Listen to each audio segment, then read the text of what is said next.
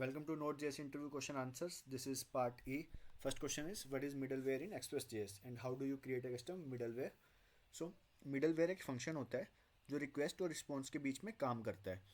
तो ये किसी भी Express.js एप्लीकेशन में मल्टीपल टास्क को परफॉर्म कर सकता है, जैसे कि ऑथेंटिकेशन हो गया, लॉगिंग हो गया, रिक्वेस्ट प्रोसेसिंग या एरर हैंडलिंग हो गया. ठीक है, और भी काफ़ी सारे टास्क हैं जो ये कर सकता है. तो हम इसको यूज़ कैसे कर सकते हैं, ठीक है, तो और ये कैसे काम करता है. सो मिडलवेयर एक फंक्शन होता है जो रिक्वेस्ट, रिस्पॉन्स और नेक्स्ट फंक्शन को एक्सेप्ट करता है. ठीक है, तो क्या एक्सेप्ट करता है? R E Q, R E S comma next. ठीक है, इन तीनों को एक्सेप्ट करता है. और जो ये नेक्स्ट फंक्शन होता है इसका क्या यूज़ होता है? तो नेक्स्ट फंक्शन मिडलवेयर के एग्जीक्यूशन के बाद नेक्स्ट मिडलवेयर को कॉल करता है. ठीक है, मान लो आप एक मिडलवेयर पे हो तो हमें नेक्स्ट मिडलवेयर को कॉल करना है. वहाँ से एक मिडलवेयर का काम कंप्लीट हो गया तो हमें नेक्स्ट मिडलवेयर को कॉल करना है, तो हम यूज़ करेंगे नेक्स्ट फंक्शन. ठीक है, और वन मोर थिंग, मिडलवेयर्स को हम ग्लोबली या किसी स्पेसिफिक राउट के लिए अप्लाई कर सकते हैं. ठीक है, उसको हम ग्लोबल मिडलवेयर बोलते हैं, और अगर हमें राउटिंग के लिए अप्लाई करना है तो उसे राउटर स्पेसिफिक मिडलवेयर. ठीक है, तो जैसे हमारे पास ये है मिडलवेयर. ठीक है, तो एक्चुअली ये तो एरर हैंडलिंग मिडलवेयर है, इसमें हमें चाहिए होते हैं फोर पैरामीटर्स. बट जो नॉर्मल मिडलवेयर होता है उसको चाहिए होते हैं are E Q means request, are E S means response and next means next function. ठीक है, so hope you understand the concept of middleware. Now coming to next question, what is XSS and how do you prevent it in Node.js application? So XSS क्या होता है? Cross site scripting. ये एक security वुलनरेबिलिटी होती है जिसमें attackers आपकी website पे मैलिशियस स्क्रिप्ट्स को इंजेक्ट कर सकते हैं.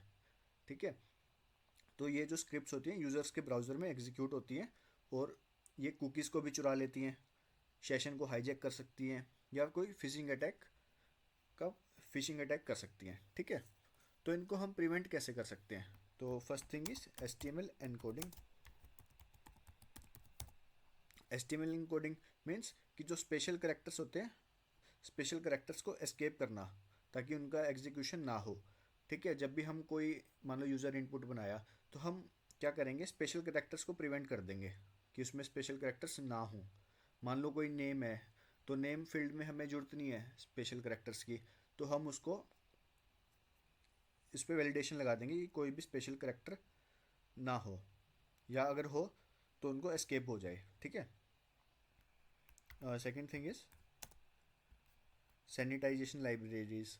जैसे कौन कौन सी होती है हमारे पास? Sanitisation library. ठीक है, इनका यूज़ करो.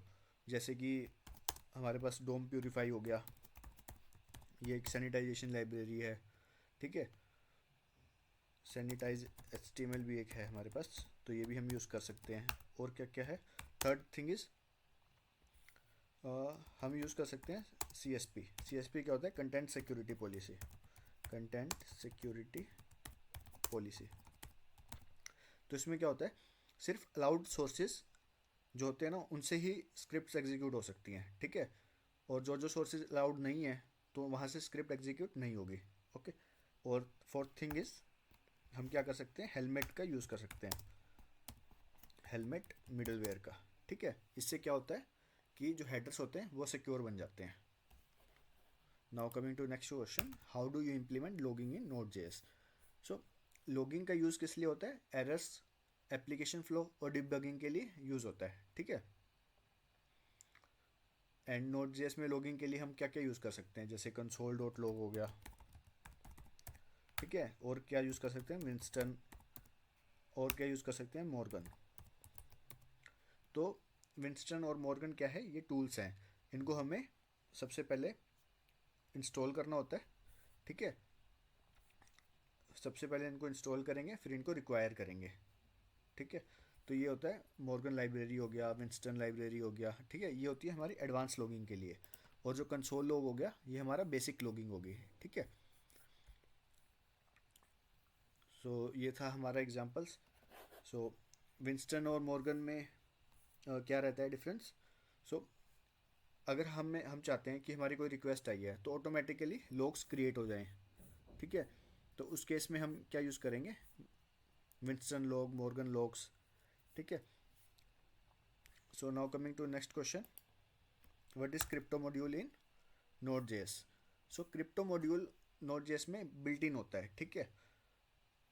ये एक बिल्ट इन मॉड्यूल होता है हमारा नोड जेएस में, जो किस लिए काम आता है, पासवर्ड हैशिंग के लिए, इंक्रिप्शन के लिए, डिक्रिप्शन के लिए और सिक्योर डाटा हैंडलिंग के लिए हम इसको यूज़ करते हैं, ठीक है। तो बेसिकली हम इसको डिजिटल सिग्नेचर्स के लिए भी यूज़ कर सकते हैं, ठीक है। सो क्रिप्टल मॉड्यूल किस लिए यूज़ होता है हमारा, पासवर्ड हैशिंग, एनक्रिप्शन, डिक्रिप्शन और सिक्योर डाटा हैंडलिंग के लिए और डिजिटल सिग्नेचर्स के लिए। Now coming to next question, how to use web sockets in नोड.js एप्लीकेशंस। सो वेब सॉकेट्स एक प्रोटोकॉल है जो real time bidirectional communication allow करता है। तो ये बेसिकली चैट एप्लीकेशंस होगी हमारी, लाइव नोटिफिकेशंस होगी, और जैसे स्टॉक प्राइस अपडेट्स की एप्लीकेशन रहती है तो उनमें इसका यूज़ केस हो सकता है। तो बेसिकली हम इसको कहाँ यूज़ करेंगे, चैट ऐप्स में, जिसमें हमें चाहिए होती है बाई डायरेक्शनल कम्युनिकेशन, ठीक है। और किस में चाहिए होती है, हमें रियल टाइम में। अब जैसे गेमिंग ऐप्स होगी उसमें हमें रियल टाइम में डाटा चाहिए होता है, और स्टॉक मार्केट अपडेट्स होगी इसमें भी हमें रियल टाइम में डाटा चाहिए होता है, रियल टाइम अपडेट्स, ठीक है। लाइव स्ट्रीमिंग होगी, ठीक है, कुछ भी चीज़ लाइव चल रही है, तो इन केसेस में हम यूज़ करते हैं वेब सॉकेट्स का। तो guys hope you understand all this questions and